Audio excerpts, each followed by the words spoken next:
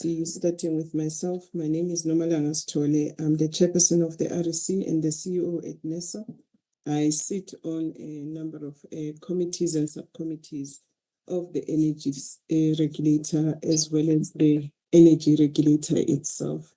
And on that note, I would like to introduce the other members of the subcommittee, starting with Ms. Masetti, who is a member of this particular committee and a chairperson of the pipe gas subcommittee, and acting as the chairperson and FTRM for the subcommittee of the electricity regulation, and also sits in other committees and subcommittees of the energy regulator, as well as the energy regulator itself. Ms. Masetti, do you want to greet those that are in attendance?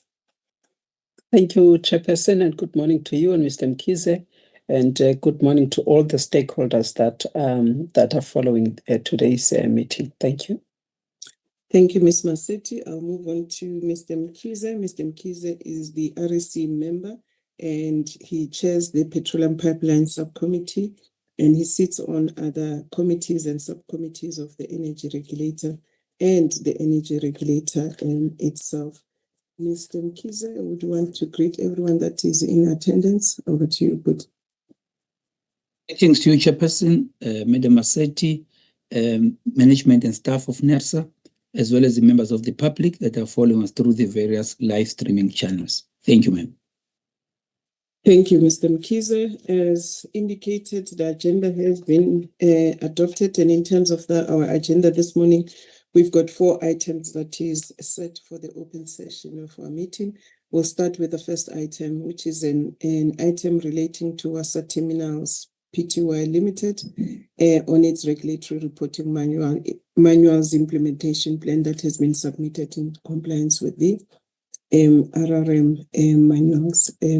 Ms. Mtwa, or should we go straight to Mr. Sintumule? It's up to you to guide us. Over to you, ma'am. Good morning, Chair, and good morning, members and colleagues. Indeed, the first 3 items are for Mr. Sintumule. He will assist in terms of introducing, as you have alluded, I am alluded to the first one, which is an implementation plan submitted by Wasa Terminals in compliance with the requirement of the regulator reporting manual. Thank you, Mr. Sintumule. You can take the item.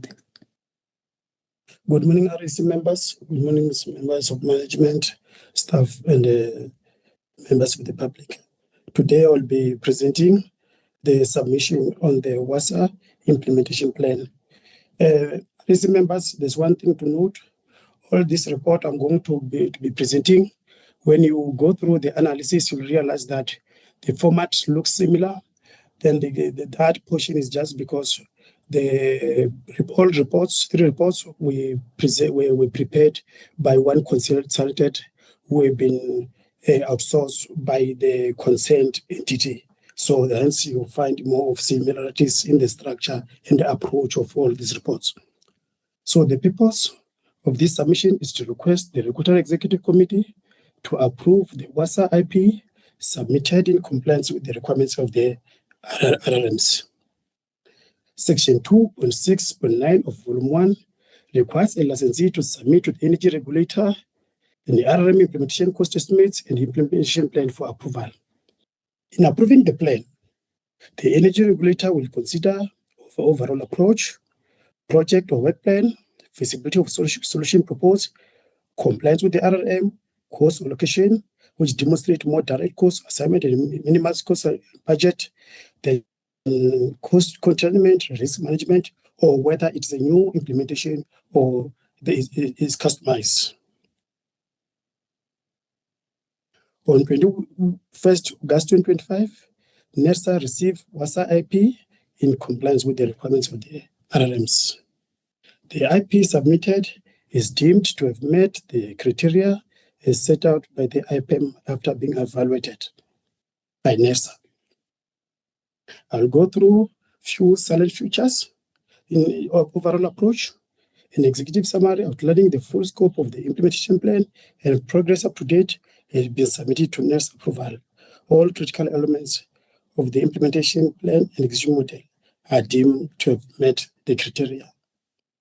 Project work plan, WASA has adopted a phasing approach to the implementation plan of the regulatory reporting mechanism. Visibility of solution proposed, assurance has been provided through engagement with WASA that adequate resources have been allocated to undertake this project without compromise. In that regard, a dedicated consultant has been appointed to support the execution of the project and ensure full compliance with the requirements of the RMs. The budget is solely for the purpose of implementing RMs on the regulatory activity, which is separate from non-regulatory activity. Cost allocation manual, the time frame for the development of the camp has been stipulated in the project plan. If you members, you go to the project plan for WASA, it does indicate that they expect the approval of the camp by end of September. They expect to submit their camp at end of November, and the expectation of submitting the RFRs is 31st of August. When you come to the risk management, WASA confirmed that no unmitigated RM implementation risk has been identified that could impede of RM implementation plan. However, NERSA have requested WASA through the meeting and other tool licensees which are upcoming to ensure that they provide us with a detailed risk register to confirm such. It is recommended that the Regulatory Executive Committee approve the WASA IPE submitted in compliance with the regulatory reporting manual. Over to you, Chairperson, and thank you. Thank you, Mr. Sentimula. Members, the item is before you. Are there any questions or issues of clarity or points of enhancements? And Ms. Massetti, you may come in now. Thank you, Chairperson, and thank you to Mr. Sentimula.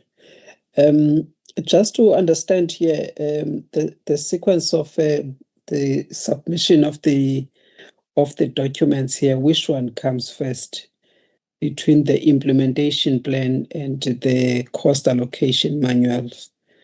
I thought that the cost allocation manual will come first so that we understand all of the cost drivers, and then the implementation thereof will then come after the cost allocation manual.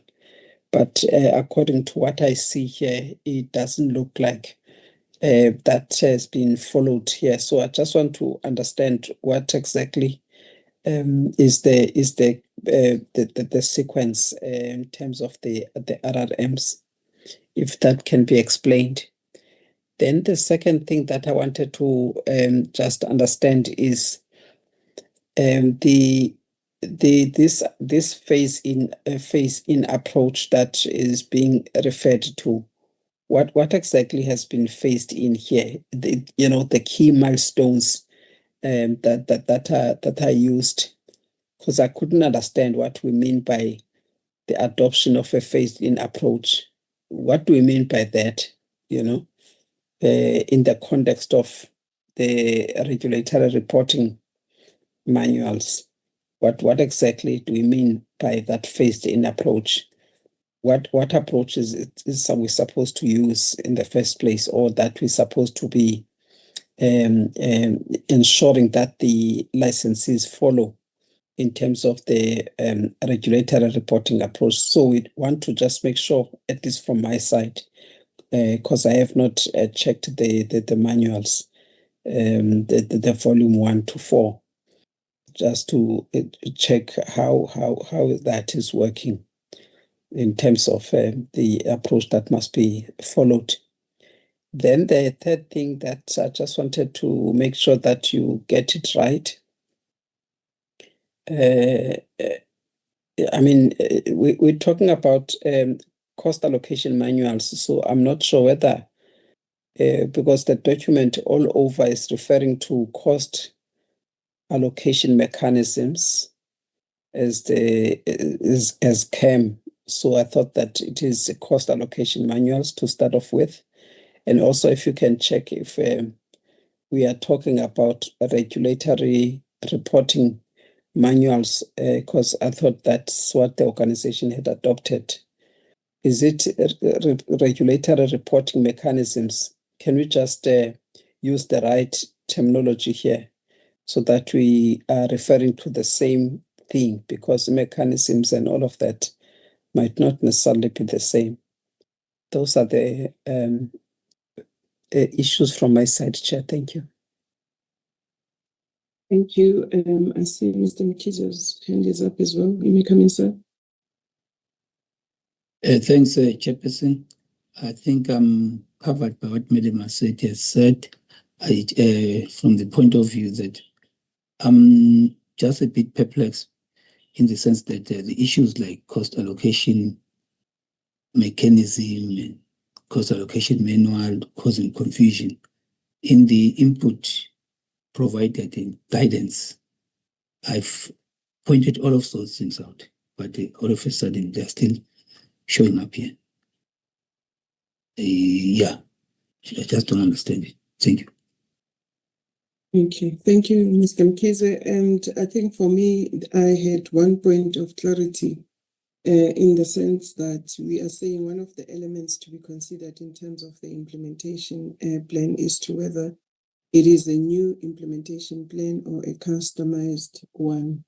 But that is not clearly indicated, number one, in the submission. And also, there is some confusion to be able to determine that when one looks at page 3, I think the first line of assessment or evaluation done by the team, it seems to be indicating that it's a progress made by the licensee.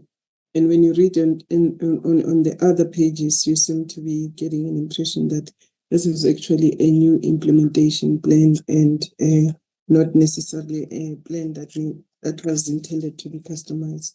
So if that can be clarified, and I think just before I stand down on my issues, is that I think the approach when we write, maybe it's important that we write from a perspective that the reader doesn't have a clue of information that the team has, and write it such that it minimizes some of these questions that we are raising. And if we take that approach, I think we will speed up the meetings and also help the members in reading and preparing for the meeting in a very quick manner. And on that note, I'll hand over to you, Mr. Sintimile, to come in and respond to the members' questions. Over to you.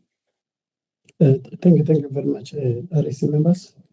There's the first question, which was asked by Madam Massetti on the issue of the sequence of submissions. It has been a well-established norm when we present the RMs to the members in terms of the RM Volume 1, that when the licensee comply with the RRMs, they need to comply in a sequence which will go automatically to question number 2, sequence whereby they have to first submit to NERSA an IP. An IP is the first step in a form of sequence which tells us the ability of a licensee to able to undertake this exercise.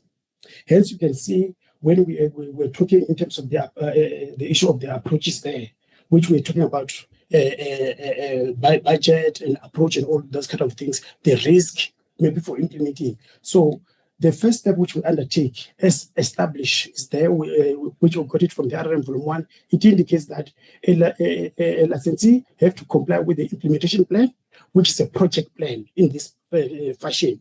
A project plan which tells us when are you going to undertake a particular activity. Let's take submission of the IP, which I did indicate to say they anticipate that it will be approved by end of September.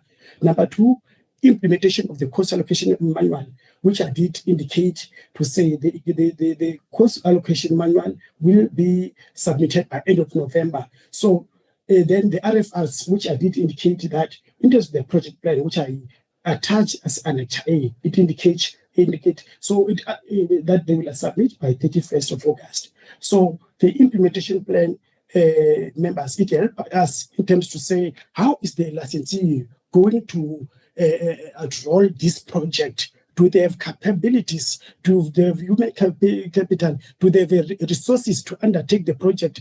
Do they have the budget? So that is more of analysis. And also it helps us because when you undertake an RMs is expected to be completed in a particular time frame.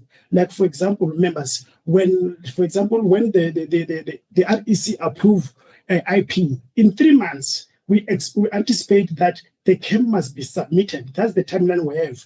After such, also then in terms of the RFRs, we expect in terms of the revised RM volume 1, then that the RFRs should be submitted 6 months after the financial year of the licensee in terms of the revised RM volume 1. So this have well established and has been it has been ongoing on the implementing the various phases where we start with the IP, then the CAM. So when I talk about this, it also responds to the issue of the sequence now. To say we spoke about the sequence. The sequence which we are outlining here, it's a sequence which is talking about implementation plan. It's a phase 1. It's a phase we are facing approach now. You start by implementation plan. Second phase is a cost allocation manual. Third phase is your RFRs. That where now we are talking also about the phase-in approach to say when you see most of a licensee, they say we'll adopt according to the phase is what we recommend under the RRM volume 1. I also take the guidance here in terms of confusion in the word. This one I take as enhancement. I've taken the FTRM names. I will ensure that all future submission on the RRMs are consistent in the mechanism. Cost allocation mechanism, regulatory reporting mechanism. They are going to be regulatory reporting manual, cost allocation manual. So that all of them, those will be enhanced and ensure that the future submission. Also, the members previously there were certain things when we were presenting where they say you said the approach is complete. You must write deemed. That we have tried and enhanced. So when members guide us, we ensure that when we go back and write future submission, we ensure that is addressed. From the point from the chairperson, where the chairperson indicated, I must identify somewhere, I must find in my paragraph to indicate, to say, is this customized or is this new? Also this chairperson, I will ensure that all future submissions, but for purpose of progress, all the submission I will be presenting today, they are all new. But in future submission, I'll find a paragraph where I will indicate whether they are new or they are old. Over to you, Chairperson. And thank you. Thank you very much. Members, any follow-up questions in terms of the responses given to your questions? Do you have any?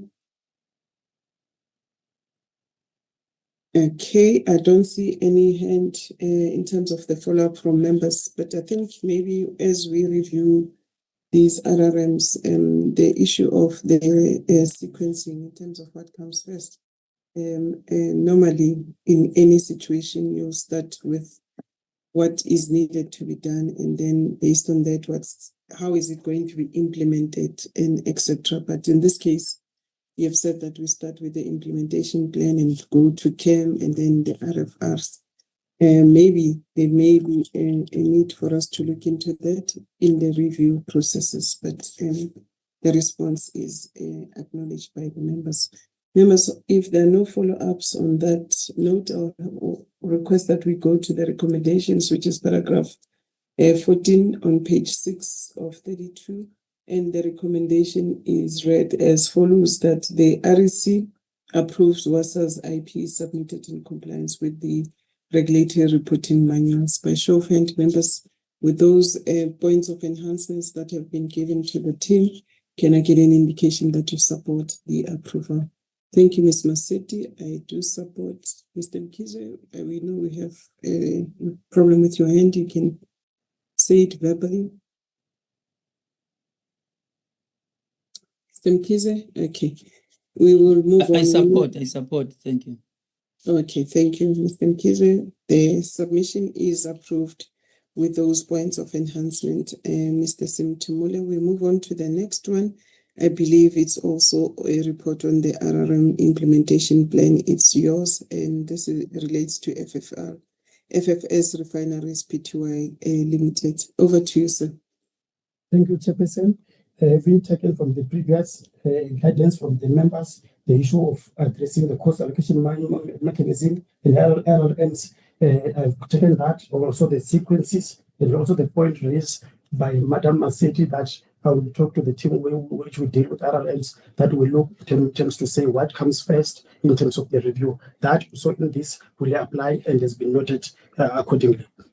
So in this report, I'll be presenting. The purpose of this report is to request the Regulatory Executive Committee to approve the FFS Refinery Implementation Plan submitted in compliance with the requirements of the RRMs. FFS Refinery submitted its IP on 30 July 2025 in compliance with the requirements of the RRMs. The IP deems to have met the criteria set out by the IPM after being evaluated by NERSA. I will take a few silent issue. Project work plan. The project work plan for the FFS refineries indicate that they will they anticipate the approval of the IP by end of September. They will submit their CAM by mid-November. They will submit the RFRs by 30 June, because in terms of the revised RRM Volume 1, it indicates that now licensee must submit their RFRs within 6 months after the financial year, instead of the old 4 months.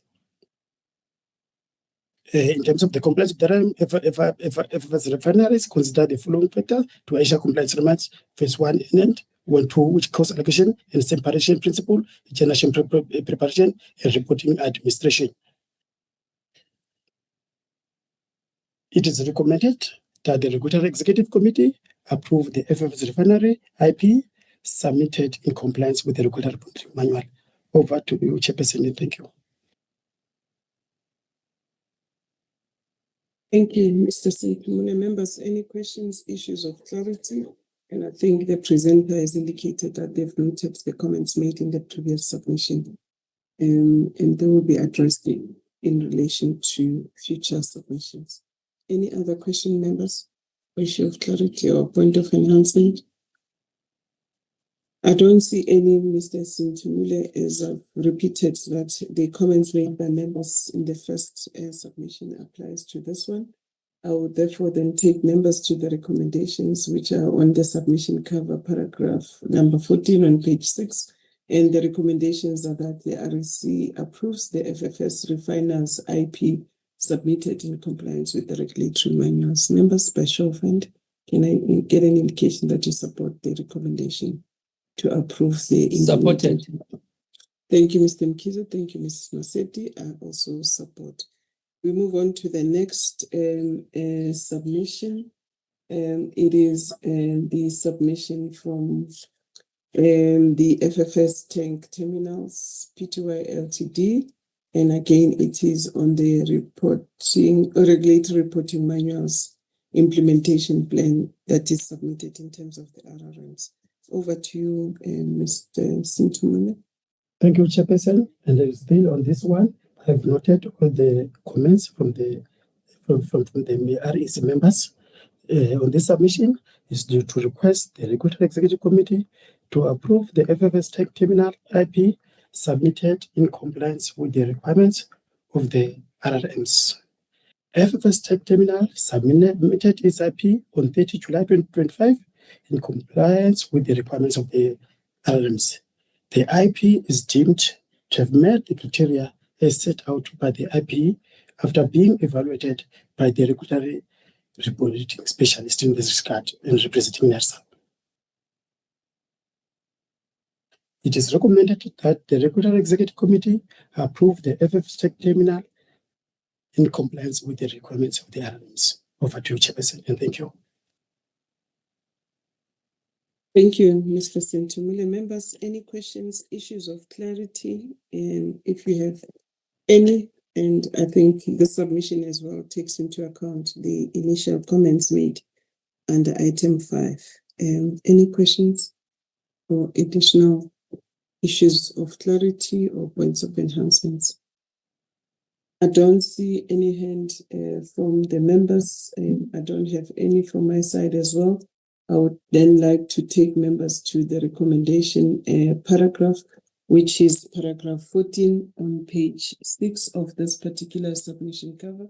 And the recommendation is that the REC approves the FFS tank terminals implementation plan submitted in compliance with the regulatory reporting manual. By show of hand, members, can I get an indication that it's okay? Thank you, Mr. Mkhize. Thank you, Ms. Masetti. I also do support the recommendations. We move on to item 8, which is the last item for our open session, which is on the evaluation of Astron Energy Pty Limited's audited financial reports for the period 1 January 2024 to the 31st of December 2024. Ms. Nkosi, over to you, ma'am. Thank you, Chair, and good morning to members of the REC and also members of the public and also colleagues. The purpose of this submission is to request the Regulator Executive Committee to note Astron RFR for the period 1 January 2024 to 31st December 2024 for its petroleum storage facilities submitted in compliance with the requirements of RRM Volume 1. On 7 May 2025, Astron auditors submitted audited RFRs for the 2024. However, there were issues opening the submitted Excel documents. Several engagements took place between NERSA and Astron to resolve the matter.